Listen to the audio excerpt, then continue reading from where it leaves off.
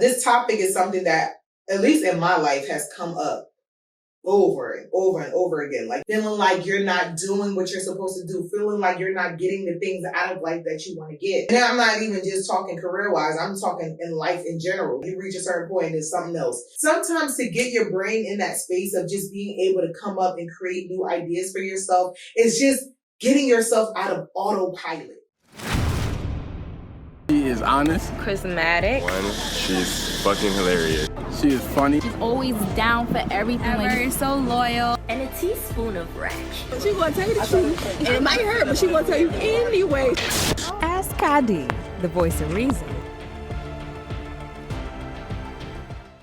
Welcome back to another episode of Ask Kadi, the voice of reason. Before we even get into the topic that I want to dive deep in today, I know you guys are wondering, where's production? For those of you who didn't see my last episode, production is my 6-year-old daughter. And no, she is not here. It's already her second day on the job, and the girl's already slacking. She's actually downstairs playing Roblox with her god brother. So she's not here today. But I did want to share I wanted to share what happened this week with production, aka my daughter, getting in trouble at school, and how it turned out to be a very reflective moment for me about just how I navigate life and just how my brain works when it comes to certain things, and just a lesson that I learned from her, right? So she got in trouble or whatever, and like this is her first time really ever getting in trouble in school, so it was such a big deal to me. I don't even know if I want to share what she did. My friends thought it was so funny, but I still don't even think it's funny. But when her teacher called, like they kept calling me, the school was calling me, and usually they have like an automated, the school usually call with automated messages, like if her bus is going to be late or if like there's a break coming up. So I thought it was that. But when they started calling back to back, I'm like, oh yeah, I was in a meeting, so I couldn't answer at first. But then when they started calling back to back, I was like, all right, I got to see what's going on. And it was one of her teachers telling me something she did in school today, and basically that led her to getting in trouble. And my instant emotion was shame. Like, even though what she did wasn't that bad, like, it was just like the fact that she just did something. I think this is so common growing up in Black families. The big thing is just don't embarrass me. Like, I'm sure a lot of you guys have heard growing up with Black parents specifically, because that's the only experience I can speak to, especially African parents. We don't play with shame. Like, you don't embarrass your family. So just the fact that she was getting in trouble at school, I'm just like, I'm embarrassed. Like, you automatically, I mean, not that I was thinking that they were judging me as a parent, but of course, as a parent, you always think that your kid's actions is a reflection of you or whatever. So then I started to think like, okay, what are we going to do? Because she's going to have to get in trouble for this, and she's going to have to understand that what she did was not good. So I was talking to her dad about it before she came home, and I was like, all right, we just going to talk to her. Which I had to give him a pep talk, because y'all know dads with daughters, they're just no good. Especially with her, like she does no wrong in his eyes. So like, I had to let him know, like, you need to be serious. Like, she's already used to me being the one that, like, punishes. And, you know, as moms, kids might think, just even growing up, you just always think that moms over-exaggerate because of how they're just always just emotional about certain stuff. So I needed him to know, like, you need to really show that you're disappointed in her, too, because that's going to really make sure that she takes it serious. So anyway, she came home or whatever, and she was, it's crazy because when I saw her get off the bus, I could see her trying to size me up. Like, does she know? Like, because I don't think the teacher told me that she told her that I'm going to call your mom, and like, she broke out, like Arlie broke out crying when she said that. But when I got her at the bus stop, I guess because I didn't instantly just go off at the bus stop. So she like, oh, maybe she don't know. So she just started like buttering me up, just talking about like, school and stuff like that, just random stuff like, oh, you know, we went to the playground. Like, girl, we go to the playground every day. But so I was like, I was gonna wait till she get in the house. So when we got in the house, I'm like, you know, is there anything you want to tell me? And instantly her face just shifted. But she's like, she started saying something else. I can't even remember. She started saying something that didn't have nothing to do with why she got in trouble. But eventually, like, she tried to lie about it, and then long story short, I ended up getting her to tell the truth, but I was so disappointed in her. And I'm like, okay, she don't get whooping. She's never done anything that, I'm not like an advocate for soft parenting, but she's never done anything that would even make me think to give her a whooping or whatever. She's been popped or spanked, but she don't even cry with those, to be honest. Timeout has always been the thing that worked for us. I ain't gonna hold you. White people was on to something when they came out with, you want to go on timeout? Because I don't know about y'all, but that works for my kid. Like, she bawled since she was like 2. That has always been the thing to work. If I say, are you going to go on timeout? But we've reached a point where I feel like I say it so much and sometimes I don't even act on it. So I'm like, she's starting to get to a point where she thinks she could, like, play me. So I'm like, you're going to go on timeout. Then I try to pop her because she was lying. It was like in the moment, and this is going to sound bad, but I just felt like I wasn't really getting that she got it. Like, she was telling me, yes, I understand I can't do that. And yes, I understand I did something wrong.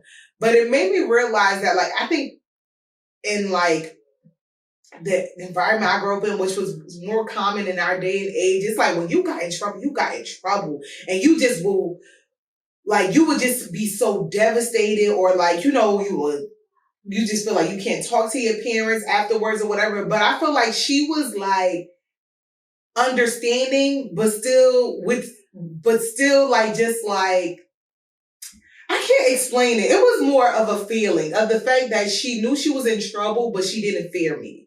And not fear me in the sense of like, oh, she wasn't taking me seriously. But not fear me, she feared me in the sense of like, she knew I still loved her. And I didn't know how to receive that. Because I'm just like, okay, she's telling me she understands. And she's crying like she knows she's in trouble. But she's still like responding as if I'm a mom that loves her very much. And I didn't know how to receive that, because for me, I felt like whenever I got in trouble, y'all know I didn't grow up with my mom for most of my childhood, but I just always remember like her being upset with me always translated to me like she's done with me. And she never said that as a mom. Like, we would get in trouble, and then like typical black moms, like, all right, come and eat. Like, after you get a whooping, like, you want to eat? Like, that was that I felt like my parents and a lot of people's parents' way of apologizing or just showing that, like, okay, you still my child and I still love you. But I don't think as a kid I internalized it like that. You know what I'm saying? And getting in trouble, and then there was this what I took it as is that I'm one of the many children who grew up with parents who didn't say I love you a lot. And my daughter hears I love you a lot from me, from her dad, from her grandma. Like, I love you is just common to her, right? She hears it all the time. I didn't grow up with parents who said that. Me and my siblings don't say it to each other. And growing up, I used to be like, oh, we don't gotta say that. Like, I know my parents love me. Like, I just know, like, we say, I just know my parents love me. Like, look how they take care of me. Like, I just know. But it was just this thing where we know we just don't express our emotions. And I am now realizing through that exchange with Arlie was, it creates this feeling of this lack of security, this lack of validation. And with Arlie, not just with this situation where she got in trouble in school, I noticed whenever she gets in trouble, whether it leads to her crying or leads to her going to timeout, or maybe I pop her, I don't have to go up to her like and be like, okay, you want something to eat, or let her know that I love her. She still knows. So she will get in trouble. She'll go in timeout or whatever. And like, if when she's ready to come talk to me, which is usually instantly after, she's like, mommy, we still gonna do this today? Or she'll just come. And like, I remember she got in trouble, and I can't remember if I popped her, I yelled at her, and then she went to her dad. And he took her, and I just went like, in my room. And then she came and just started cuddling with me. Like, after she just got in trouble. So it just made me realize how much validation is proved through just acknowledging how much you love somebody. And sometimes the negative self-talk that we have with ourselves come from not being validated in our not being validated as far as like being loved, like knowing that we're loved even through our mistakes, even through our bad decisions, even through bad things that we do. So that was such a learning experience. And it connects to what I kind of want to talk about today when it comes to self-discovery. This topic came to mind after I was having a conversation with my friend about stagnation, which is what we're going to talk about today. Feeling stagnant, feeling stuck in life, feeling like you're not doing what you're supposed to do, feeling like you're not getting the things out of life that you want to get. And I feel like it's such this topic is something that, at least in my life, has come up over and over and over again. Like you reach a certain point and it's something else. And then I'm not even just talking career wise, I'm talking in life in general. What's the saying? It's always something, right? It's always something. You get to the next level and then you're like, okay, what's next? Okay, what's next? Okay, what's next? So I was talking to my friend because she was talking to me about this feeling at a place where she's ready for change, but she doesn't even know where to start, like how to start. She feels stuck and like she feels like she's been in this space for a while. And it just had me reflect on the many times that I have felt like that, where I felt stuck. Now I'm going to talk about, before we get into this, hold on, I have a list of things that kind of leads to that feeling of stagnation, right? So one of the most common things is lack of motivation, right? It's like we are constantly in a society that's reminding us that we should be doing something, especially in this new day and age of social media, right? Every time you see somebody post a life update, a love update, a career update, a spiritual update, you just feel like, okay, it's natural for you to just compare it to yourself and compare it to where you are with yourself at the moment, right? So, lack of motivation, even though we're not motivated to do anything, we still feel the need, or we're still being bugged with the thought of, I should be doing something now, right? And then you be like, okay, I should be doing something, but I'm not motivated. So you're trying to figure out that motivational part, right? Another thing is like boredom. I know for me, that's a major thing for me. Like routine. Like I like routine. I'm a Taurus rising. So like stability and routine is important to me, but to a certain extent. When it comes to growth, when it comes to me just really using all of the gifts that God has blessed me with, I need to not be bored. When I am bored, no matter what I'm getting out of the situation, like if I'm like, oh, well, at least like, y'all be saying like, I don't even know if this connects, but like, oh, I wish it was like back in the day when the woman could just stay home, baby. I would not have survived back in the day with just waking up, taking care of my kids, cooking dinner, going to sleep, and getting up and doing it all over again. Like, I would have rather be in the field, okay? Figuring out life. Like, I love the journey of just like, just the journey of just finding your gifts, women being able to work, being able to figure out what you want to do in life outside of the roles that women commonly play, like being a wife or a girlfriend or being a mother, right? So boredom, I don't really, some of my greatest ideas, some of my greatest realizations about myself has come from me just being involved without, like, just doing stuff, just being adventurous. So boredom doesn't work for me. Frustration, you know what I'm saying? Sometimes we're frustrated in the space that we are in. We're frustrated with other people in our lives. We're frustrated with ourselves. So this frustration kind of leads to that feeling of stagnation, because you're dealing with we're dealing with the same issue that is causing the frustration, right? So you're over having this same problem. I'm over being in debt. I'm over working at this job and this boss get on my nerve and I can't do this. Like, you know what I'm saying? So that leads to us just feeling stuck and being stuck, like, because we're just frustrated, but we don't know where to apply that frustration to. Lack of purpose is so common. We hear we hear the word purpose over and over. What is your purpose? What do we have? Like, and it's like feeling like you don't know your purpose makes you really not move, because in order to move, you need a destination. You need to know what you're moving for, where you're going. And sometimes the need to know that, or the ability to know that, requires a purpose. Like, what am I doing this for, right? I know a lot of us, if you ask anybody right now, if you ask me, hey, do you want to make $1 million? Hell yeah, right?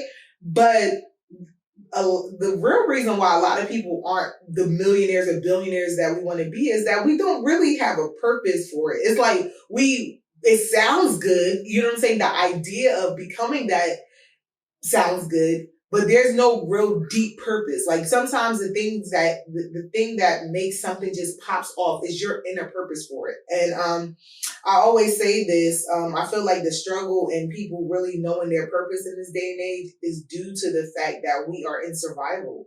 And I always say survival and purpose can't exist together, right? So like when I say survival, when we talking like many years ago, survival was really the literal definition of just trying not to die physically, right?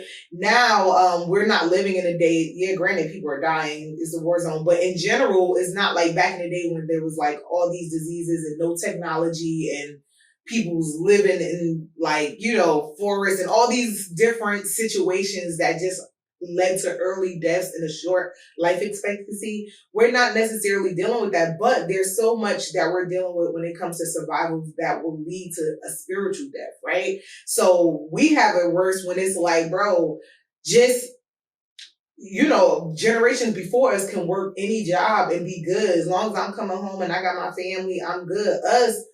We hear about people falling into depression because they're at a job that they hate. Yeah, it's paying bills, but it's not tied to their purpose, right? So because of that, I feel like purpose is more important than anything because it's just so much to do now, right? Like we have so many options, but the reality is, like I said, with the example of the $1 million, is like, if the options doesn't tie to our purpose, we won't necessarily put in the work to move, to do what we need to do. And therefore, where are we? Stagnant.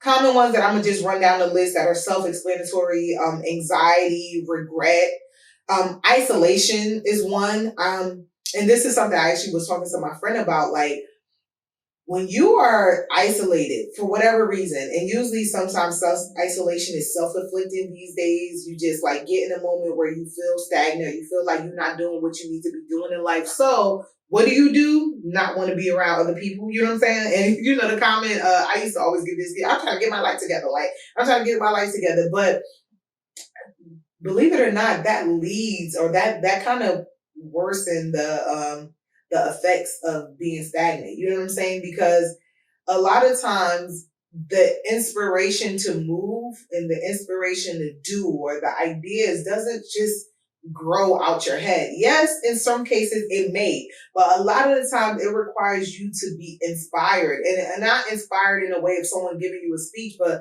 a regular walk down the street can really lead to you having so many realizations about yourself. Not working a dream job, but going to work sometimes even creates an idea. I remember my first job straight out of college was a heat and oil company. I was getting paid like $8 an hour, right? And I was like a data entry clerk, and I would like talk to the clients on the phone or whatever like that. So I remember one time I was talking to a client. She was like, "You sound like, do you work in, like, did anyone ever tell you should work in radio?" And I'm like, "Yeah, I was wanting to." And she was like, "Yeah, you have like a nice radio voice." And that actually inspired me to start what then became this podcast, because I started like looking for creative outlets to do it while I was still trying to, you know, pay my bills and working these odd 9-to-5 jobs, right? So I would never have gotten that inspiration if my thought process would have been like, oh my God, I graduated college and I'm not working in my field, but I'm not finna go get a job anyway. I'm about to sit at home and just figure it out. No, me going to that job every day that had nothing to do with what I believe my purpose was led me to validating my purpose, right? So there's one. Regret, aka living in the past. Like, when you are always in that state of shoulda, woulda, coulda, did something, you punish yourself in the present by not doing what you say you shoulda, woulda, coulda did, right? So it's like, oh, 5 years ago I had this idea, but I never did it and I fell off, so that I can't do it. I can't possibly get it done now. Says who? Like, that is a common thing that I feel like I've even felt victim to when it comes to just allowing myself to stay in that state of stagnation, is like feeling like I had an opportunity to possibly get it done in the past, and because I did it, then what's the point of doing it now? But what I've come to learn is something I always say to myself, the time is going to pass regardless. Like, the time is going to pass regardless. Spend it doing something that you just will be proud of doing. Forget the results. Forget the end goal. Time is passing. Just do something. Like, sometimes just doing the thing that you said you were going to do alleviates so much of the depression, anxiety, all of that, even without you getting the end goal, right? It's just like, I've always had this idea I needed to do. I always had this idea. Do the idea just to do it. Like, you know what I'm saying? So you can just get it out your system, right? Not to get too spiritual with y'all, but that's what I believe in when I feel like, to get your mind in the space of truly having faith in God and truly being able to manifest the things that you desire, your spirit has to be used to receiving information and applying it and acting on it, right? And once you're in a state of doing that, for example, I could just be sitting here and I'll be like, I want to get that bottle of water over there. And I get up and go get it. Like, that's something so simple, but being in a state that you're constantly in the act of doing something. I have a thought and I do it. Once you are faced with opportunities to do something greater, it will be natural for you to do it. But a lot of us get stuck, like even at the idea part. And we're so used to sitting in the idea part of it. And when I say idea, a thought just come into your mind, even if it's not a business idea, the idea of, I want to work out, the idea of repairing a relationship with our parents, we get the idea and we just harp on it so much to the point that we lose the motivation. Like, we harp on it for days, months, years, and then time passes and you don't even want to do it.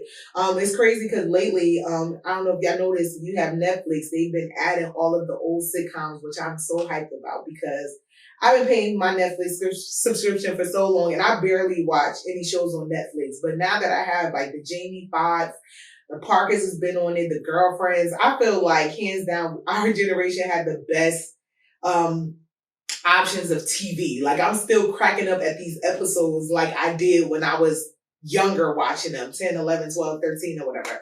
But one thing I noticed, like, I've started watching all of these seasons from all of these shows from season 1.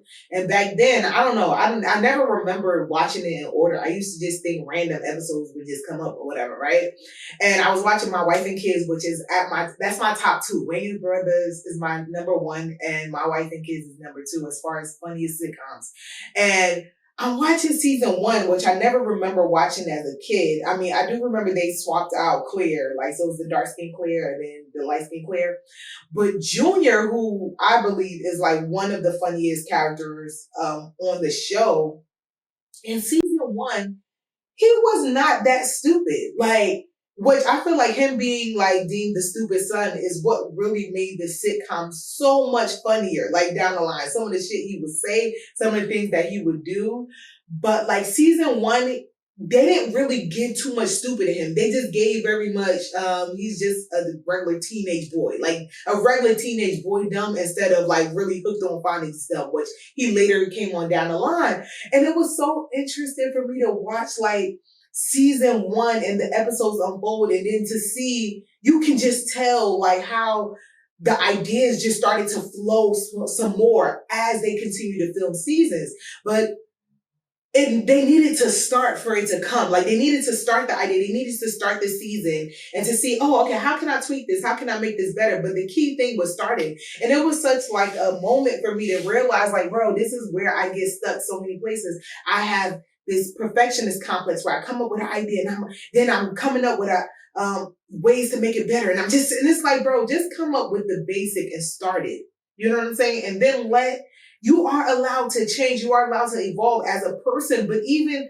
the things that you want to do, right? I feel like we create these end goals that are so huge that the gap between starting and the end goal is too large, that makes you just feel like you can't take the step. You feel like the first step is just too big, right? So that is such a key point when it comes to overcoming that feeling of stagnation. Don't feel like you gotta perfect the idea before you start. Don't feel like don't assume the end goal either. Don't assume, not the end goal, because you always gotta start with a goal, but don't assume the end outcome. You know what I'm saying? You gotta let it flow. And this comes with like wanting to repair a relationship with a parent or family, anything. Like, don't assume how you think it's going to turn out. Just know, get the idea. And once you have the idea, that's when your motivation is at the all-time high. then do it, right? Lack of stagnation, lack of creativity is another way of just maintaining that feeling of stagnation, and just a sign that you're in there. Like you're not able to create. And when I say create, I'm not even just talking about the arts. I'm talking about the human ability to create, to come up with something in your brain, to see an issue and to come up with a solution to solve it. A lot of times you can't do that when you are in this state of stagnation. Like all you see is problems. Your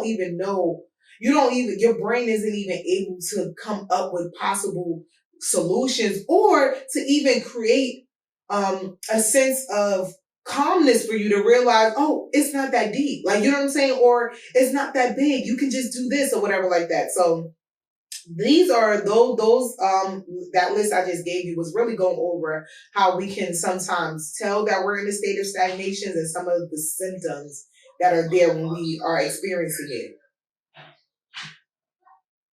I hear Arlie coming out the room. This is the thing with recording in my house, because I told her, you won't be on that iPad, you won't have to stay in the room. But now I want to talk about how we can kind of overcome being in that phase, being in that space of feeling stagnant, right? One is setting clear goals. It's so obvious, right? It's such an obvious answer, but it's not something that's always easy to do, right? Because a lot of the times when we are feeling stagnant, we are in our head, and being in your head, it magnifies things way to extreme. Hold on, Arlie. I said go in the room with your iPad. But Daddy. What? Daddy. Hello? Hello? I mean, what? Arlie. Oh, okay. Anyway, what was I saying? So here are some, these are some of the steps that I take when it comes to trying to just get over that hump of feeling stagnant, right? One is setting clear goals, which seems so obvious, but isn't always as easy, especially when you start with just being so in your head. So much is coming up. Your brain could go a mile a minute where you wouldn't even know, okay, what am I looking to start? So really setting a clear goal, and really coming to a point where you're setting a clear goal is one, identifying the feeling that you want. I talk about this a lot because I've learned that sometimes we assign what we feel to things that we want to do, and we don't realize it's just a feeling that we want. And when you want to feel a certain feeling, it's a million ways to feel it. If I say I want to be happy, it's a billion things that come to mind when I say, what can I do right now to make me happy, right? If I say, oh, I want to feel stable, it's a billion things that come to mind to make me feel stable at this very moment, right? But when we fixate on happiness equals I have to make $1 million, then I'm like, how am I going to make this $1 million? How am I going to make this $1 million? How am I going to make this? And you're fixated on that. And you've never made $1 million before. So then you are stuck. You just say you're in that space of feeling stuck. So clear goals is one, really identifying what is the emotion I want to feel, or what is the emotion that I'm not liking right now, right?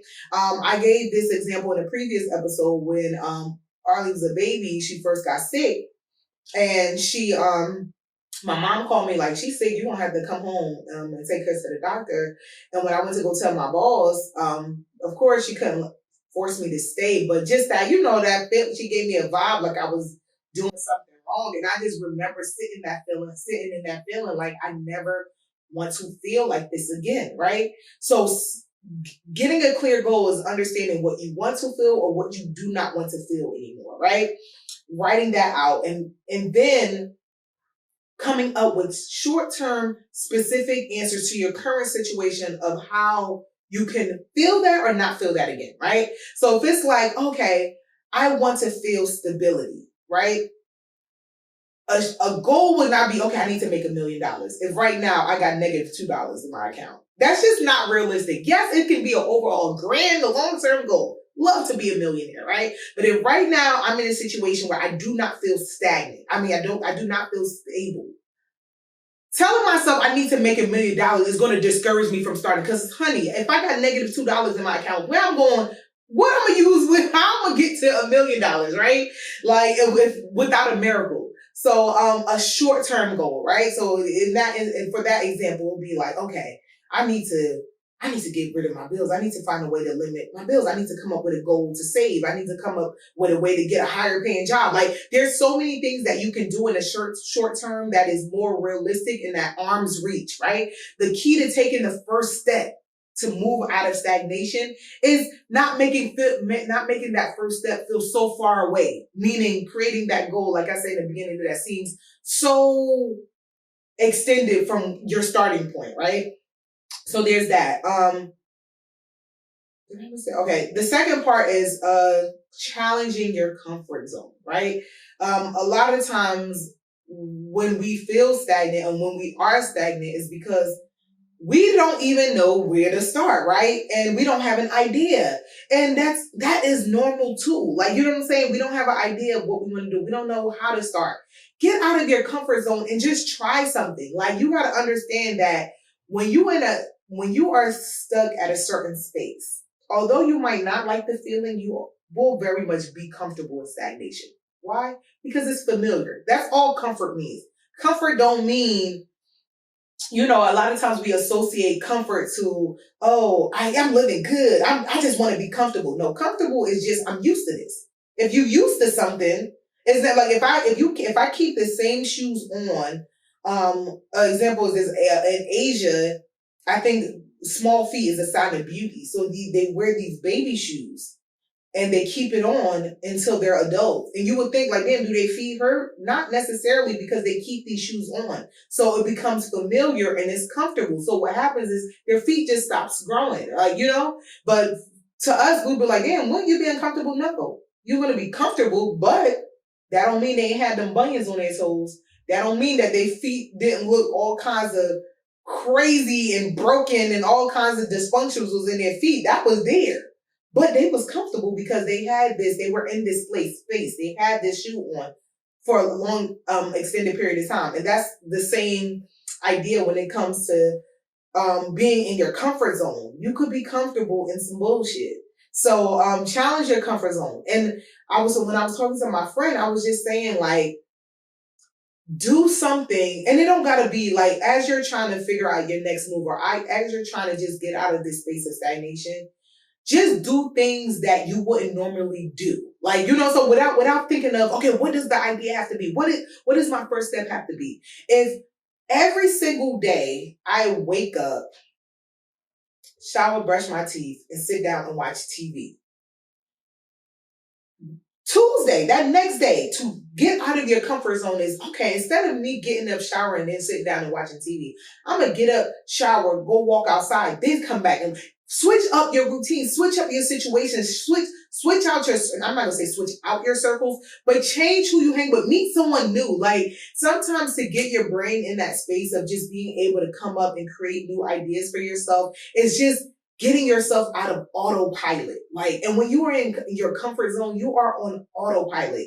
Have you ever experienced, like, when you drive in your car, like the car that you've always had, it's almost like you're driving blind, right? Because you're so used to your car. But then that one moment where you have to drive a rental, you feel almost like a new driver all over again, but it makes you pay attention to things that you didn't pay attention to when you were in your regular car. You might necessarily look at your rearview mirror as much. You might not look at your sides. You might not look at the road the way you look at it. But then when you're in that rental, you look at it completely different because you are in a new zone that forces you to heighten the senses that you've turned out. When you're on autopilot, what it basically means is some of your senses are turned off, literally. So it's like when you're driving and you be like, damn, I just drove 30 minutes. I didn't even realize I was driving for 30 minutes. It's a part of your senses that you turned off, right? So, stepping out your comfort zones in any way, like without it having to lead to that first step, just by doing something random can spark so much newness in you, right? That can make you want to take that first step or give you the idea that allows you to take that first step. Creating a routine, right? That is important. And not when you get yourself out of the comfort zone, we have routines when we are in that comfort zone, right? But when you create a routine once you are out your comfort zone, or when you create a routine of not being stuck in your comfort zone, it makes it easier for you to stick to it, right? So if I have an idea of, oh my God, okay, I want to feel stability, right? This starts with setting that clear goal. I want to feel stability. I want to be able to be stable. Okay, you know what? Every check, I'm going to put $10 towards my credit card debt. I'm giving an example, right? I'm going to put $10 towards my credit card debt. So every pay period, I make sure I put $10 towards my credit card debt. That then becomes a routine. And that, what you don't realize you're doing is you are now walking into your new manifested life, right? Because although putting $10 towards debt might not seem like it's causing a big effect or causing a big change, it really is, because it's manifesting that, it's creating that sense of stability that I'm doing an action that is leading to this end goal that I'm trying to get to, right? And as opportunities or as your situations start to elevate, that routine is still be in place. Okay. I started putting money aside when I only had pennies to put aside. And once my income increased, that has not changed. It is something that stuck with me. And you'll be surprised when we talk about financial stability. It's people out there, believe it or not, making 6 figures and struggling. 6 figures, no kids, and struggling. There's y'all seen it with the pandemic. How all these rappers then came out and all these celebrities came out doing a PPP loan. Baby, them folks was living check to check. Believe it or not. Like, believe it or not, they was living check to check for real, right? And it's because the habits weren't put in place. Like, you can't just get the end goal of something and think you're going to just know how to operate in it. And that's the thing. When we want to move and when we want to achieve something, the person that is required at the end of that achievement won't be there if we don't start putting the work in at the present moment of where we are at that starting point. So yeah, keep that in mind. Practice self-reflection. Y'all know that's what self-discovery, self-reflection is the theme of this season. And self-reflection is key when it comes to, one, holding yourself accountable to where you are at the moment, of what has caused your stagnation, or why you've been so comfortable in your stagnant feeling, or what decisions that you made that has you in this frustration of being stagnant. All of that is necessary, because if you don't find out the role that you play, you can always change the people out in your life, right? If you be like, oh, my relationship was the reason why I was this way, change the relationship, might change your situation. Oh, my parents is the reason why I am this way. Move out your parents' house, might change your situation. But when it's you, when you are the reason why, which we all play a role in our own demise, we all play a role in our own discomforts, you can't change you out, right? You are stuck with yourself. So if you don't take the time to really figure out what role you play in some of the unwanted situations you want, or just the feelings of you being stagnant, if you don't get to that point, you're never going to get out of your situation. And it's crazy. No, you might get out your situation and still be in your situation. And when I say get out your situation, scenarios are always going to change. Life is always evolving. Your environment is always going to change. It don't matter who you are. You could sit in your house for 30 years straight. You walk out that door, you're going to see a whole new world outside, right? So life is always changing around you, but you will still be the same, which means that you will always bring the same outcome to different scenarios, right? You ever met someone who's just like, it don't matter where they go, this certain things of life or certain problems just follow them? It's because they the problem. It's not like, you know what I'm saying? You think a lot of times when we want to help people, you might give them an opportunity, or you might give them something to help change their situation. You turn around and come back and see that they are still in the same situation. It's because that level of self-reflection hasn't been done. And it's because they're the problem. It's things rooted in them that's always going to produce that kind of result. And if you don't sit with yourself to figure out what that is and figure it out and heal it and change it and hold yourself accountable, you're going to always have the same problems, just in different situations. seek inspiration. I think this comes with stepping out your comfort zone, but on a deeper level, I know like we got the internet at our fingertips. So seeking inspiration is like one, listening to my podcast or, just going on YouTube, social media.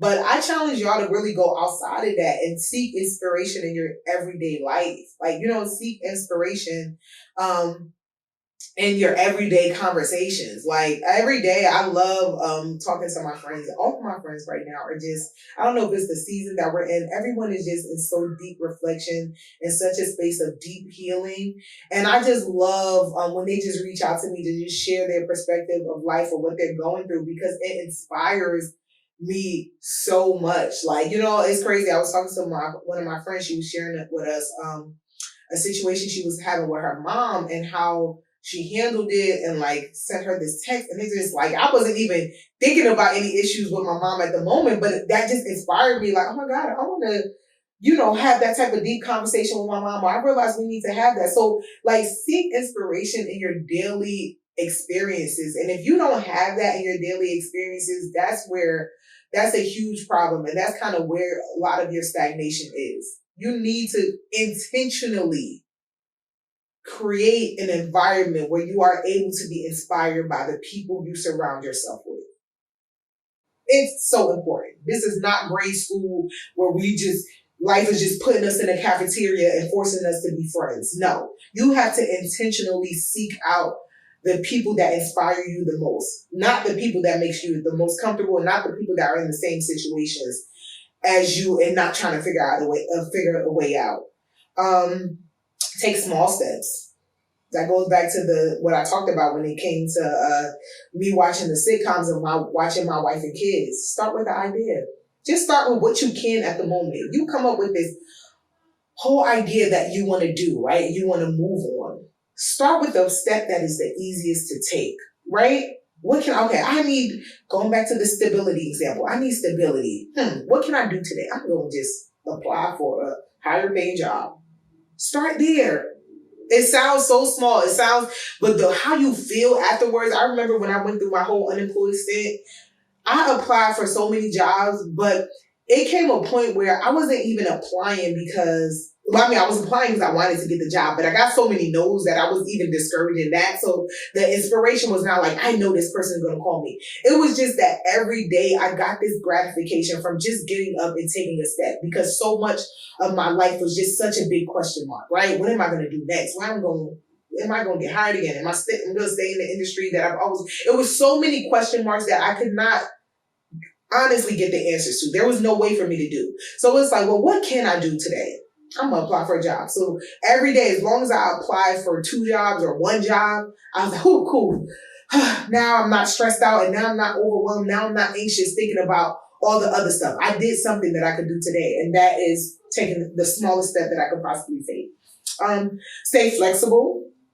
That is huge, because it goes back to when I say that a lot of us think that what we want or what we desire is tied to one specific outcome, right? I want to be a millionaire. I have to get this specific type of job. I have to complete this specific business idea, right?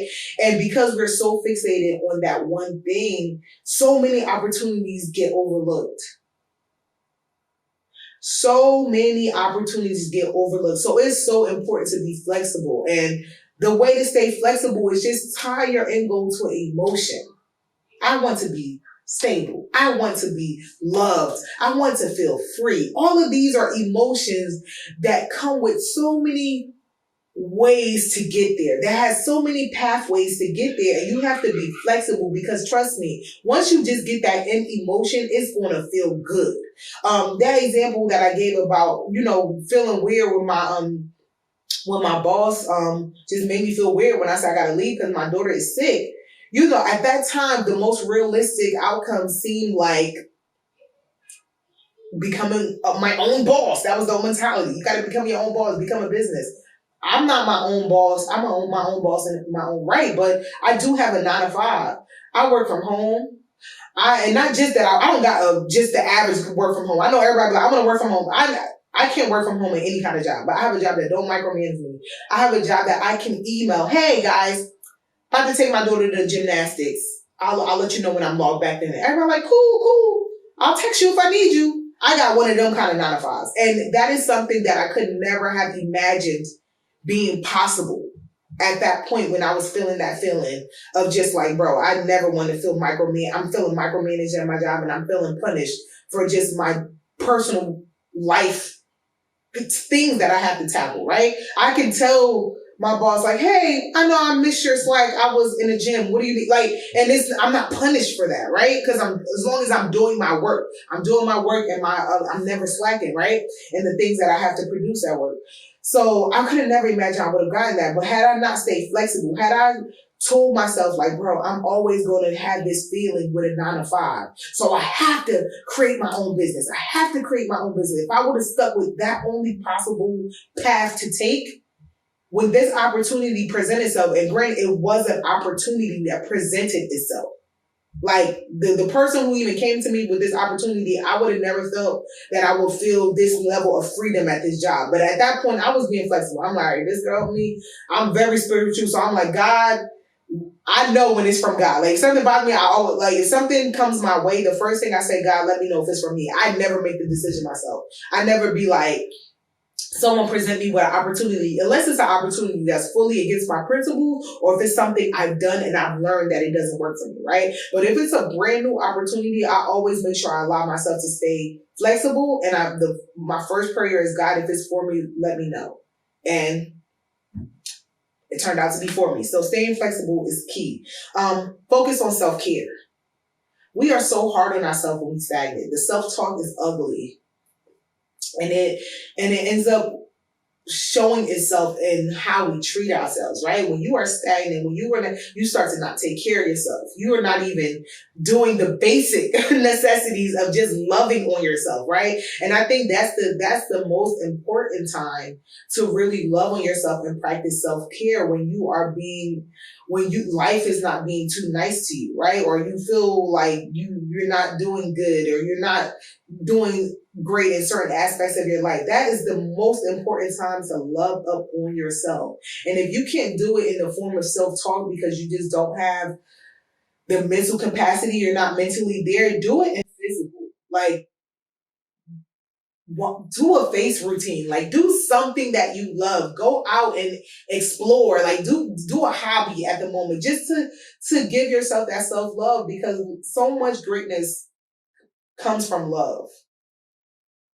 Specifically self-love. That's where some of our greatest ideas come. That's where some of our greatest reflections come from, when we're in that space of just loving on ourselves. You ever just went to a spa and just be chilling by yourself? You so much gratitude for life and who you are comes out of that moment, even while being at your lowest moment. So practice self-care in any way that you can. Practice gratitude.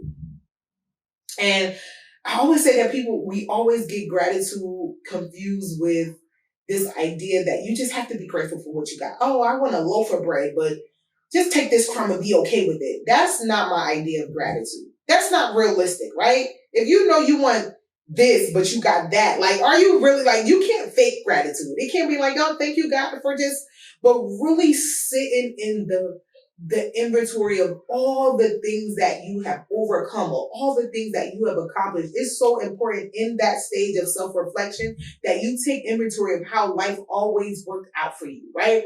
And not just that, really being grateful for the things that matter most, right? If I could sit here and I'd be like, I want $1 million, right?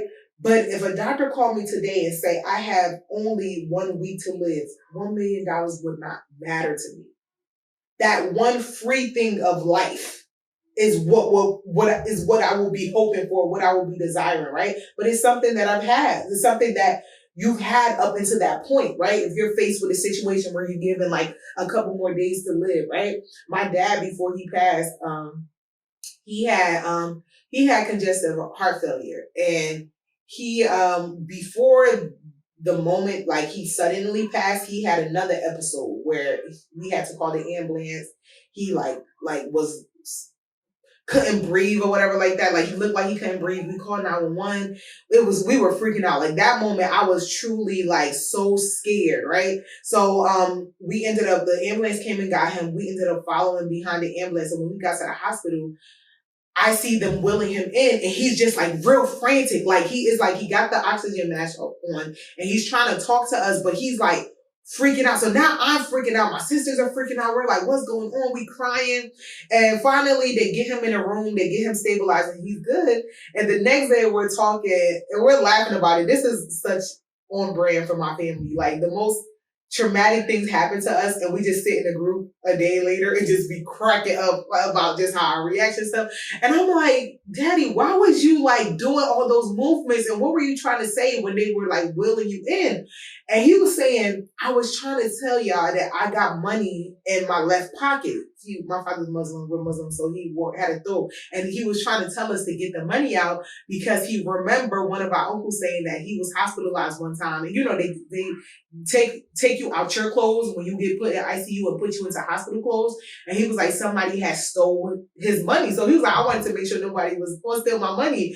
And we was cracking up like, are you kidding me? Like we over here crying thinking you were about to die and you worried about the money in your pocket. And I would never forget, he said, let me tell you something. He said, this is how y'all would know that I wasn't about to die, because when someone is about to die, you could owe them $1 million and walk up to them and say, hey, I got your $1 million I owe you. They wouldn't even want it and they wouldn't even look your way, right? And it didn't hit, but later on in his the later situation where he ended up passing, it was nothing like that moment. It was such a calm moment. My sister, like, she's noticed that he wasn't, he just like seemed like he was breathing weird. And at that point we was already monitoring him, but we didn't know how severe congestive heart failure was. Like the doctors never let us know because I think they just looked at us as really, he only had us, me and my sisters, we were young, we were in our 20s. So I feel like they never were real about like how, like, oh, he's only going to have but so much to live. Like he does not have a good heart. So, my sister would just be real like panicky with him. Like, okay, why are you breathing like that? He's like, I'm good. She's like, The hospital, we live right across the street from the hospital. She's like, come on, let's just walk to the hospital, get you checked out or whatever like that. And they were walking to the hospital, she said at one point, he was like, okay, let me take a break because I can't really breathe like that. And like, by the time they got to the hospital, he stopped breathing. But that night, when we came home, we went into his room and noticed that he left money on top of the TV. And to know my dad is to know anybody who even have African parents, know they don't leave the house without nothing. Social security card, passport, everything, every important document that you can think of. When it's like where I'm going to court, I'm going to the bank, I'm going to the doctor, they grab every paperwork that is known to man with them because they swear they gonna need it. It's stuff that they don't even need. So the fact that a lot of his important documents as well as his money was left. And this is when him and my daughter were going to the doctor together. He was normal. She was like, he was real calm. I just saw he was like kind of like, I could see his chest moving when he was breathing. So I'm like, it's not gonna hurt for us to get checked out. I'm home, you home, let's just go. He had the time to pick up everything and he took everything but his money. He took his keys and that's it, right? So that's a perfect example. First of all, this accomplishment that I just told that story without crying, because I used to be boohoo crying telling this story, but it's been, this year will be the 10th year death anniversary, which time flies because it still feels like yesterday. Where did we left off? Oh yeah, being gratitude. So I gave that example to say like, being grateful, truly sitting in the gratitude of the basics that you have in life. And we experience that when we see on social media, or someone just passed, someone our age just passed, or someone just lost their home, or when we see all these bad news on social media or just happening to the people around us, that is that moment where we really sit in the gratitude of the basics that are not so basic, right? That we have in life, like being healthy, like having family that love you, like having a support system, but really practicing gratitude is constantly staying in that state, not waiting until you see somebody else go through something bad, then be like, oh, I'm so grateful that I have this, or I'm so grateful I'm alive. Nah, practice that every day and you will see how much more will come to you. Seek support. That's so obvious. Y'all know I'm a big advocate of therapy. Therapy is always the perfect place to start. Personally, I always like starting with therapy or a stranger. Then like I go to my friends for advice. But when it comes to moments of like feeling stagnant, I don't always go to them unless we're already having a conversation, they're experiencing it. Because feeling stagnant is a personal experience that's not always going to be understood by those around you, right? For me, when I'm always in that space where I'm being critical of myself, or I feel stuck and I feel like I can't move, my family and friends, rightfully so, has always been like, girl, things always work out for you. Girl, you're going to figure it out. What they're being is not them just being passive about it. It's true. Like they have always, the people who are around you, the people that love you, they know what you're capable of. Like they're your eyes outside of yourself. So when the things that I'll be like harping on, or things that I'll be so negative on myself about, they really sometimes wouldn't even comprehend it, because they're like, girl, you are the most confident person I've ever known. What do you mean you scared that this won't work out for you? Or what do you mean you're afraid to do this? It's like it's always hard for them to understand, because even though what they see is a true reflection of you, what is inside is also a real reflection as well. And a lot of people won't know it until they lived it. So I say go to therapy, because when you have somebody that have this unperceived notion about you, they are able to really help you figure out your thought process, right? Your family and friends, if I go to my family and friends and I'll be like, I'm insecure, they won't even let me sit in that thought. Bitch, what? You what? You insecure? Look at this.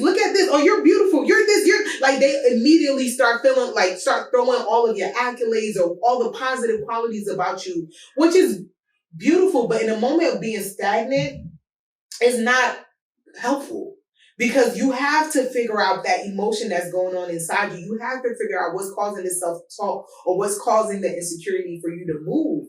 And you have to sit in those feelings that you feel. You don't need the positive compliments to pull yourself out of it. You got to sit in there to figure out what is the root of that. And when you are talking to a stranger, like a therapist, they are really trying to figure out that. Like if I go to a therapist and my first words is I'm insecure, they're gonna be like, well, why? What makes you feel that way?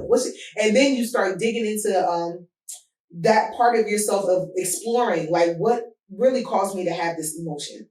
So seek support. But of course, in other scenarios, then go to your family. Once you figure out what it is that you are dealing with, right? So if I go to a therapist and I realize, okay, I tell them I'm insecure, and they help me have the conversation with them about exploring what caused me to feel that, then you're able to see what you need from your friends and your loved ones. Then you can go start seeking their support. Like, okay, I realized that I'm insecure because I'm self-conscious with putting my ideas out there, right? And if I realize that through therapy, now I know that I can now go to my friends and family and be like, okay, I have this idea I'm about to start. Can you look over it for me? And like, that's the support then I can get from them to help me figure out, like, be more secure or confident in an idea I have. So that's just an example, but seek support nonetheless, any way that you can. Never allow yourself to be too isolated, or, I always say, it's God when it's solitude, and it's the devil when it's isolation. Yes, being alone, being to yourself, moments of that is so crucial to evolving. It's so crucial to figuring out your purpose and getting to the next step. But isolation, punishing yourself and telling yourself, I don't deserve to be around people. I don't deserve to be around love. I don't deserve to have quality relationships or explore some quality relationships because of what I'm going through. That's the devil. And the devil will talk you into isolation real quick. Celebrate your progress. That's what we're number 11. Celebrate your progress. That's so important. So important. Even when you take that little small step, make it a big deal for you. Even if not anybody, I don't care if you just go to a Carvel and go get you an ice cream cake. Or if you just sit be hyped. Like, you know what I'm saying? Sometimes, and I've done this. I've been a victim of this so much, where I will have moments that deserve celebrating, or I should celebrate, whether other people think is deserving or not. I would dumb it down. I will like, oh, it's not that big deal. People been doing that. Like, you know what I'm saying? Like, it blows my mind now that we are in our 30s, and the fact that you are in your 30s, taking care of your responsibility, paying bills, even if it's to your last, even if you broke afterwards. We are the new adults. And when I tell you childhood really feels like yesterday, so moments of me just paying a bill, moments of me just mothering, like in any way that I can, like we're not perfect. I really be in awe of that, right? And it was times where it's like I'll be wanting to write a status about it, and I'm like, bitch, you is 30. Like this is what you should be doing at this point in time. But nah, it is not as easy as our parents made it look out to be. And every day I realize that person that is on the streets, barely holding on to their sanity, with not a dime to their name, with nowhere to sleep, I get it. I get it very much. The line to get to that point is very thin. So the fact that we are the new adults even trying, you know what I'm saying, making day by day, no matter what you do, no matter how much you bringing in, you getting up and you working towards a better tomorrow, bro, that's a big deal. Celebrate it. Celebrate that. And last but not least, staying positive. I talk a lot about that's negative self-talk, which I saw this clip that said that's exactly what it is. Self-talk. The thoughts that comes in our mind when we're in that space of feeling stuck, the thoughts that come to our mind when we are saying the worst things about it is us saying it to ourselves. Even though in our mind we're thinking, oh, because this is what other people will say about me. Oh, I know people are looking at me like that. Nah. Remind yourself, you are saying that to yourself. If you don't have physical proof that a situation happened where someone said this to you, then you are making it up. And there was so many moments just like, oh, I don't want to do this because people are going to say that. Who is people?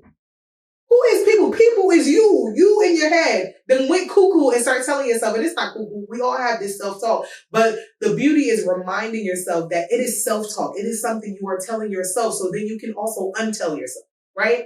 So snapping out of that and staying positive and knowing that when you desire something, no matter how hard you think it's going to be to achieve it, when you desire it, it's going to come. That is what we were created to do. Desire is truly what it is. When you desire something, that is a sign from God that you deserve it and you will get it. And stay in that mindset so you can stay positive.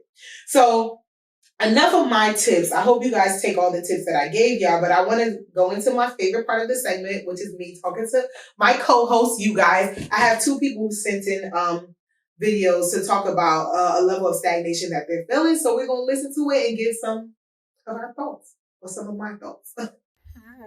So it is 2024. I'm 31. Or about to be 31, sorry. And I told myself last year that I would spend 2024 finding financial stability. And it's really important to me because I have two kids and I really want to be able to provide for my children solely based off of my income. But I'm having a really hard time getting started. Like there are 3 or 4 things that I could really be fully invested in. But one, I struggle with having faith in what I can possibly do because you have kids. Like you can't just solely quit a job and just be like, yeah, like I'm just going to be rich by summer. Like it's not possible. So I do struggle with just having the confidence in myself. I also struggle with where to begin. Like I don't know where to go, like where to start because of the fact that like every time, like I have the plans. I have plans for days. I know what I want to do. I know how it's going to look. I know where I want to go with it, but I just can't seem to put it in action. Like my weeks are fully busy. My weekends, I'm spending my weekends basically in the house because I need to recoup from the week. So it's just a long process where I know like personally, if I like got off of social media, like put my phone down, maybe I could spend that time instead, perfect, like working on my crafts. But I also feel like, again, the confidence in myself is just not there. So right now, like I said, I want to be financially stable. I'm giving myself at least until 24 to have that set because I want, again, 3 sources of income.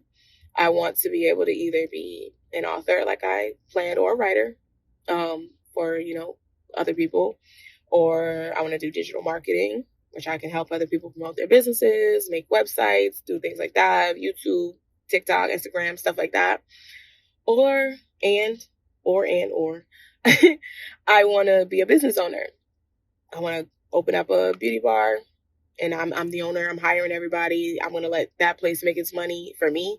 So like, I just have a lot of things that I personally would love to invest my time into, but I just feel like I don't have the time and I can't find the time. So, and I also struggle with like, what is step 1 or step 2? Because step 1 is planning, figuring it out. But step 2, I don't know where to go from here. So yeah, I'm just hoping that somebody could at least, give me the best advice to kind of guide me into the next step. Like, I don't need anybody's secret. I don't need anybody's vendors or information or anything like that. I just want to know, what is step 2? All right, so many parts that you mentioned in your clip, which thank you so much for sharing, because I feel like this is the common space. When it comes to stagnation, this is really the most common situation in different ways of us feeling stagnant, wanting to do so much, especially as a mom, I could relate, especially as a creative, just wanting to bring your business ideas to life. Like our generation, millennials specifically, we're living in times where we want to be doing what we love. Like, it's not just about getting bills paid, although it is, especially when you got kids, you got to make sure that you can financially take care of them. But at the same time, we want to be doing what we love, right? So the first point I wanted to touch on is really just the confidence that you feel like you don't have when it comes to wanting to bring your ideas to life. And I'm here to tell you that the confidence is really going to come from you starting. You're not going to sit in your bed with the idea and think you're going to just be confident to do. This is why a lot of us get caught up in, when we come up with an idea, we want to tell everybody and their mama, oh, I'm going to call my friend, I got this beautiful idea, which I am truly guilty of all the time. So you want to kind of get them to boost your confidence. But the thing about that is it doesn't stick, right? After let's say they tell, oh, that's such a good idea, this is great. Then the momentum fall down. It's not enough to get you to actually jump out the bed and do the idea. The confidence comes from you starting. Forget what you think the outcome is. Forget how you think you're going to do it. It's something in your step that you can do to start. You talk about being a writer, being in marketing. There are online classes for the low for this. There's so much out there that you can do to get started. Like I'm telling you, once you even take a quick online YouTube University, free 99 class on marketing, you're going to be confident. Because the insecurity or the lack of confidence comes from, do I trust myself to get myself through this idea? That's all it is. It's not, oh, I'm lacking confidence because I don't think people are going to like it. We tell ourselves that, oh, I don't want to fail. The reality is lack of confidence is from you not trusting yourself. You are not confident in yourself. And the way we build the confidence in ourselves is by doing what we say we are going to do. If I say I got this idea, then I should at least be starting step 1, right? But because we're already in that space of having that negative self-talk or not moving or not, thinking about all the ways that things could go wrong, it lowers our confidence to even start. So there's that. You mentioned social media. You know that you can get off. You told yourself what you need to do. I know it's easier said than done, but what I've come to realize has become easy for me to just start bringing a lot of my creative ideas to life, or even some of my personal goals, like the gym, is like replacing it with a lot of the bad habits or the unfulfilling habits that I have, right? Scrolling on social media all day long, as addictive as it is, it's like, I don't know about y'all, I get a headache after being on social media for so long, right? Replacing things like social media with your hobby. Instead of looking at, not your hobby, with the goal that you're trying to accomplish. Instead of looking at your goal as, oh, I gotta complete this goal because I need to be successful. Look at it as something to do, like how we look at social media. Even though we're spending hours and hours of social media, the thought process is never, oh, I'm getting something from it. It's to get a type of gratification, right? I'll be in the car, let me go on social media, I ain't got nothing to do. At work board, let me get on social media, I ain't got nothing to do. How about, let me go on YouTube and look up a marketing class and I ain't got nothing to do. Oh, let me come up with a marketing business plan because I ain't got nothing to do. Start making the reason for you to start your goals, not the big end goal of, I just want to be financially stable. Make it, because I just don't want to be bored right now in the moment. I don't feel like being bored, so I'm about to look into marketing. And because it is something that you really seem like you're passionate about, you're saying that you're passionate about, I'm telling you, it's going to give you a greater satisfaction than scrolling through social media. I don't know about y'all. After we spend hours and hours of going on, like scrolling through social media, you feel horrible afterwards. But I bet you if you spend that hours and hours and hours of just looking into marketing topics, looking into, topics into writing, becoming a writer, you're not gonna even you're not gonna feel the same feeling of just wasting your time on social media, right? And I'm talking to you, but I'm talking to myself because this is real conversations I had with myself. Like, it's crazy because ever since I started really looking at life that way, like I do these edits, I will be at my computer looking into how to edit 6 hours, forgetting I even eat. Forgetting. Yeah, if you know me, you know I like to eat.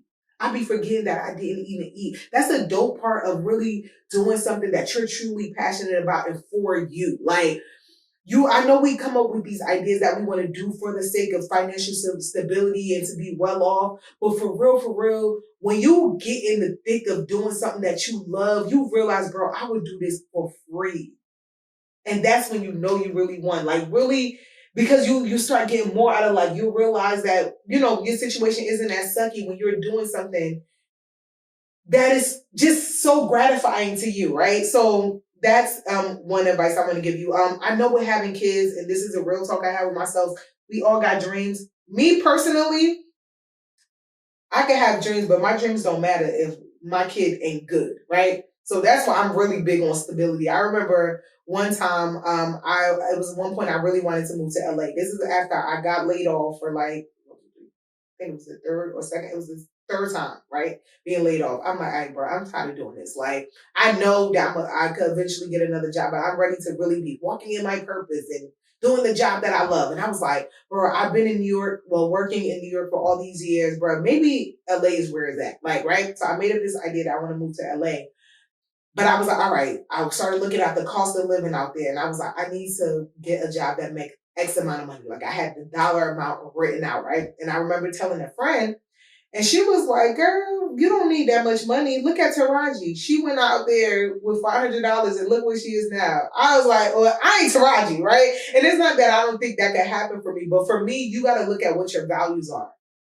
I have all the dreams in the world. I definitely want to be a purpose that walks in their purpose. But my number one purpose before any type of financial gain, before any type of creative work I want to put out there is to be a mom. And I cannot see myself leaving a space of stability with me being in a state where I have my family, where I have support, to go drag my child out in a scary situation by myself and not be secure. I would not be able to operate in my best self. And that's the thing with being a parent. Not every parent's like this, but you a decent parent, you know that it has to start with you having some sort of foundation for your kids. And a lot of times it may make it seem difficult to dream while also trying to make sure your kids is good. But I trust me, I've learned that when you start with your kids being good, your dreams will unfold. Clock it, because I don't think a lot of people know about this. This is a whole episode in itself. I don't want to get too deep and start to stray from where we're going, but kids are the highest form of manifestation. Like when you are doing something from the space of my kids, and for men, when it comes to I'm doing this for my kid and my wife or my kid and my girl, the way life just opens up for you is different. Like when you get out of that space of I'm trying to look good, I'm trying to do this so I could keep up with the Joneses, or I'm trying to do this because I'm trying to keep up with my vices, and I'm just solely doing this because my kids deserve to have a parent who has accomplished this. So much happens. Since I've become a mom, there is nothing. Mind you, before I was a mom, I had nothing but space and opportunity, right? No kids. My responsibility was half of what it is now. But ever since I became a mom, anything that I do and that I'm doing with the sole intention of my kid deserves a mom that can do this, or my kid deserves a situation like this, it has come. So if you're truly saying that, you want this for your kids, I'm telling you, it's already happening. Kids are the purest form of manifestation, because that using that motivation, using that drive, that love that you have for your kids is going to get you to where you need to be. Now it's really. Hi, my name is Umu Fofana. I'm from Brooklyn, New York, and I just wanted to talk about feeling stuck in my profession and in finances, because that ties in, just in life general. So I'm a journalist. I work for BET, Hot 97. I've written for Essence. I've worked for the New York Post. New York One, NBC, but I just feel like I'm not where I want to be in my profession, especially being that I've been doing this for a long time. I went to grad school for it, and it's just like sometimes I feel like I don't get the salary that I'm supposed to, the salary that everyone else gets, and that's when I mean everyone else, my white peers. I went to grad school with a few white people, and they're all like basically successful in their fields, and I just feel like I'm not growing. You know, everyone will tell me like, "Oh, Umu, you're doing well for yourself." Yeah, but that's because that's from the outside looking in. From within me, like I just feel like I have to work extra hard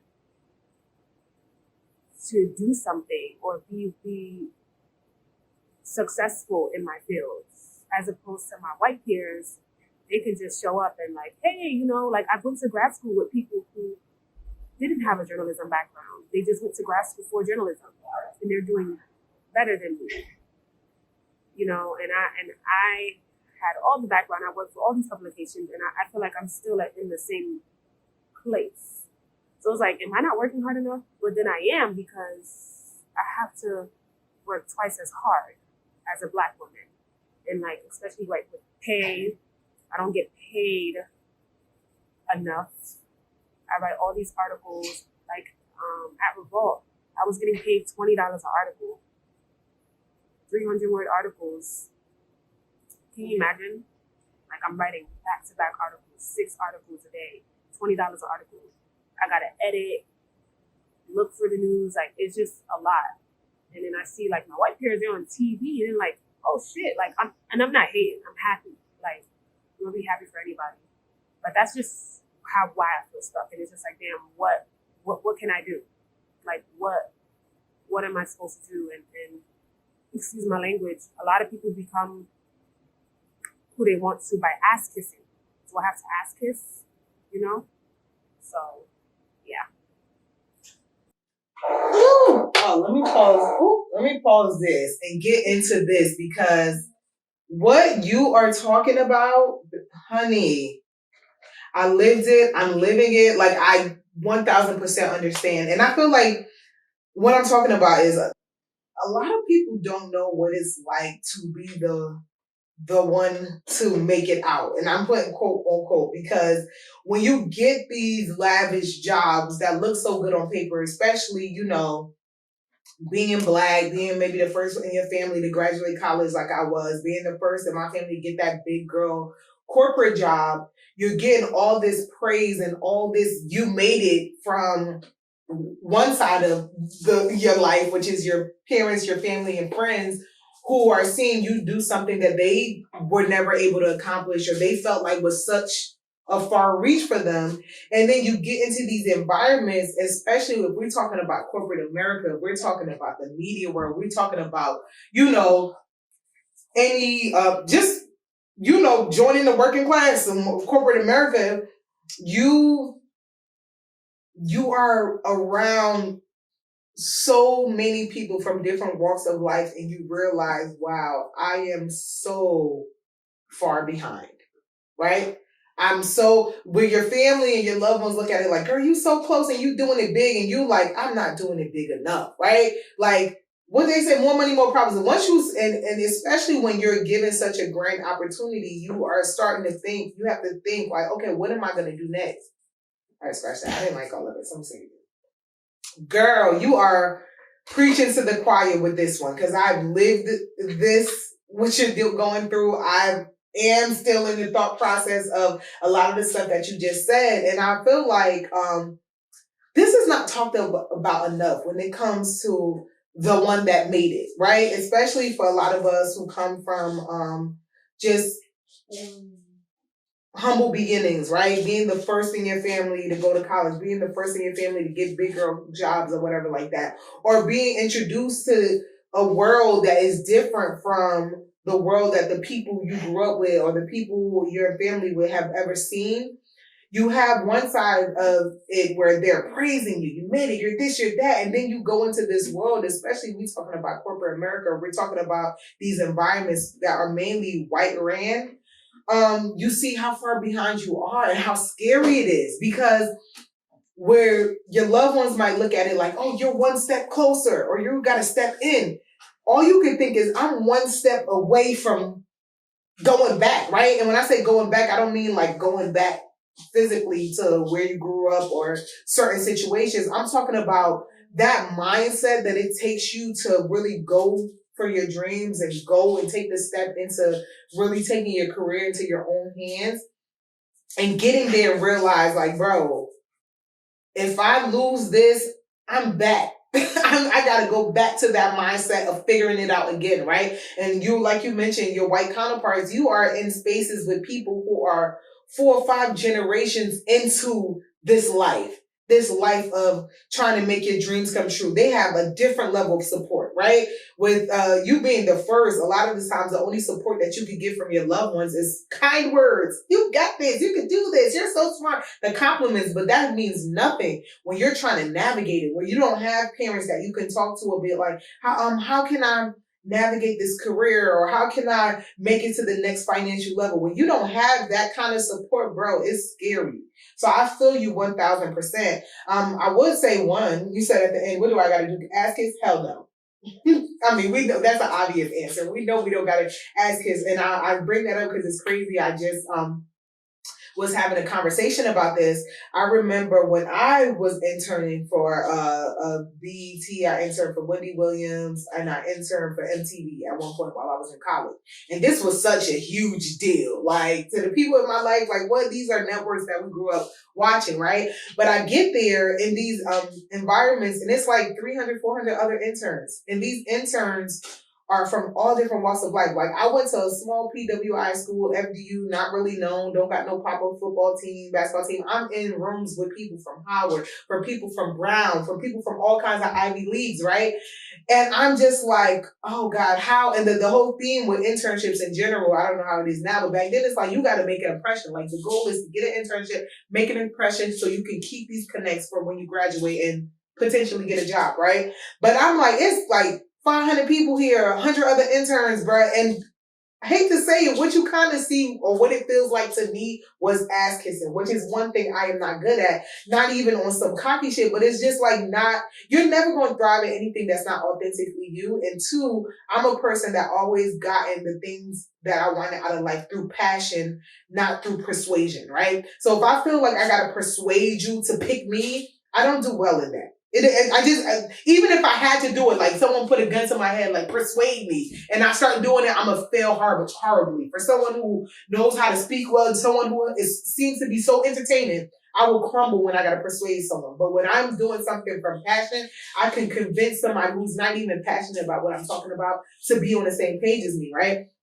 So at these internships, I'm like, bro, I'm not about to persuade these people to like me, and people are going out their way to do lunch and learns and stuff. And I just remember this one guy came up to me. I interned in my department. I interned specifically with someone who went to Ivy League. He's still a good friend of mine, who I can still reach out to for a favor. He went to Brown, so everybody would come to our section like, oh, we want to meet the Brown guy. Like, who's the dude that went to Brown, right? Nobody was checking for me, right? So I got used to that, and I was like letting him get his shine, but I was also in the space of feeling stagnant because I'm like, bro, how am I going to get my shine? Because I know I'm not finna try to convince these people, and I don't got nothing like Brown under my belt. Then this internship I was talking about, it was my last internship where I interned for BT. This guy happened to come up to me. He was like, "You busy?" I'm like, "No." He was like, "Hey, come help me pick some stuff." I worked in the creative department, creative services department, so we were responsible for like putting the commercials, the ads together for all the original BET content or whatever like that. So when you're watching BET and you see the commercial for the next movie, the next show coming up, these were the people that produced it, right? So I would help them. They would have physical tapes we would have to look for of different episodes so that he can then write it out and edit out the ad or whatever, the commercial, I mean. So We met that one time. We had an organic kiki. I ain't had to do no persuading. He was real chill, but he was a freelancer. And at the time, I'm like, freelancer gave, very much, you ain't really have power. But the reality is he was really big in the industry. And he was a freelancer because so many other networks used his creative talent. So he didn't specifically just work for BET. He worked for all of the major networks, not even within Viacom, which owns a bunch of networks, like other places too. He was well known in the industry, among celebrities, all of that. And me and him was just having casual conversations or whatever. I probably made him kiki here and there. And he was like, I like you. Every time I need something, I'll come look for you or whatever. And one day he came up to me. He was like, let me ask you something. Do you know someone named Anthony? And I'm like, yeah. He was like, at Wendy Williams. I used to intern for Wendy Williams like 2 years prior to that. And I'm like, yeah, he was my manager. And Wendy Williams, that was the same atmosphere. Like, it was a bunch of interns. And the Wendy show, I loved working there because it was hype all day long, right? So you didn't really even have time to get connections. People didn't have time to sit down and do informations with you. These producers were on their feet 24/7. It's a live audience, right?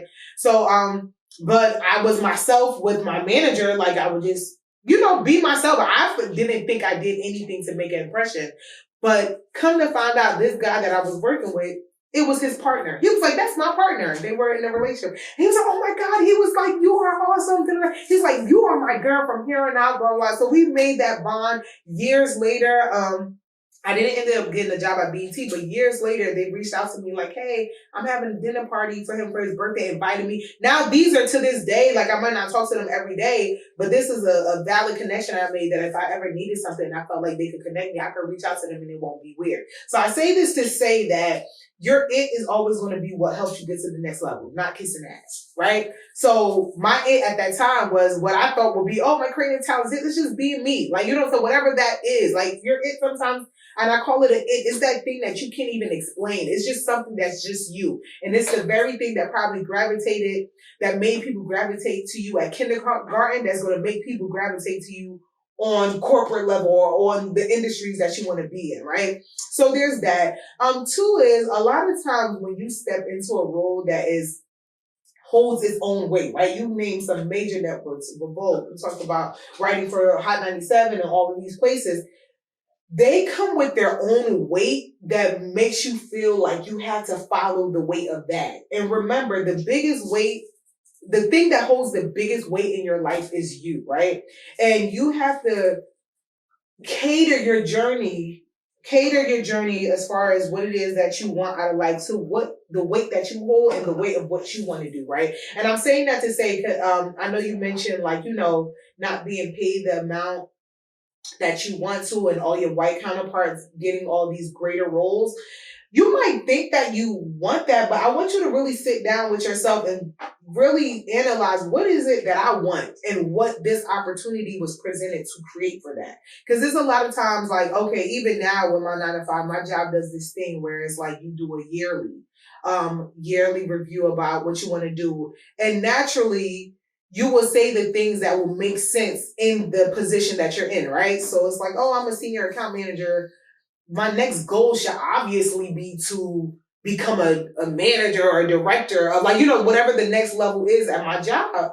And at first I was saying that for real. Like, I'm like, yeah, I want to do this. I want to do my manager. So, okay, I'm going to help you get there. I'm going to figure all this out for you or whatever like that. And then it wasn't until one moment I realized I don't care to get there. And that's okay. Sometimes the opportunity that you have now is meant to connect you to something greater for you, right? So this is so important to not measure yourself, one, to the opportunity that you're in as far as what makes sense to be next in that opportunity. And also to not measure yourself against other people and what they're doing. This, being able to say that you work for these major networks, I'm sure brings so much into fruition. So I urge you to really sit down and think, what do I really care about? What is it that I really would love to do next? Like the example with my 9 to 5 I gave, once I realized I really don't care to move up in the corporate ladder. Like what I do care for is to get to a point where I can creatively do what I love and then make a living off of it. My job offers me the freedom to do that, right? My job, first of all, this MacBook for my job. I work from home, so they sent me a MacBook. But guess what else I can do on this MacBook? Edit, record. Right? My job gives me a freedom that I'm able to, like, even have the time and the mental capacity to work on this stuff. And I actually work for a job that's podcasting. So I get so much insight into the business side of the podcasting industry. And it wasn't until later, like years later, I was like, like I went to school for communication studies, which I was assuming you went to for too, with writing. And all of that always looked as like, I want to be on the front of the camera. I want to be a host. I want to be on the air or whatever like that. But I didn't realize how much of the business side happens on the back end. And that's where I ended up getting my foot in the door on the business side of media. And I don't know where my passions are going to lead me, but I do know one thing for sure. Between the connections that I made and the insight that I have on the operational and business side of this industry, it helps me take whatever is down in my path in the future up to the next level when it comes to me wanting to do my own thing. So think of that for you as well. You're talking about writing for these major networks. I'm sure between the connections that you made, the ability, the things that you're able to do, travel, go to these special events, could possibly connect you to something that is for you, right? So the things that you're saying that you're not getting as far as like how your white peers and stuff like that get to be on TV, maybe that's not what you want to do, but maybe you have the opportunity to do something greater that's for you. So I hope that makes sense. It made sense in my head, but I truly believe that, we never want to limit whatever is next for us, especially when we're talking about media, because that's an industry that's constantly evolving, constantly changing. So you never want to tie your end goal to something that's within the industry, because 2 seconds later, it changes to something else, right? But you can use it to enhance your skill and figure out what your it is. What is the thing that really always pops for you? What is the thing that makes you get butterflies? Like, you know what I'm saying? Those things, I don't care if they white, blue, black, rich, cool with the president. When you find that thing that is just for you, no one can compete with you for that. It's just an aura that you spill that makes you vibe and makes you be able to attract so many opportunities in using that one it factor. You know what I'm saying? So think about what that is and follow that route while using the awesome opportunities that you have right now. So thank y'all so much for joining us. I hope you guys really got to get a lot from this episode and learned a lot. Learn enough things that you can take with you on this journey of life. I'll see you guys on the next episode. Please do not forget to like and subscribe on YouTube. Leave comments, because I do read the comments and I would love to start shouting y'all out during the episode. So make sure y'all leave comments. If you're listening via audio, make sure you download the podcast and leave some reviews on Apple Podcasts to get my podcast up there. And of course, if you have any advice that you need, any topic that you would love for me to touch on, please go on my website, which I'm going to write out for you down here. Go onto my website, and there'll be a section there where you can drop some anonymous comments that you want to give, or even upload a video to be shared on the next episode. Have a great day, guys.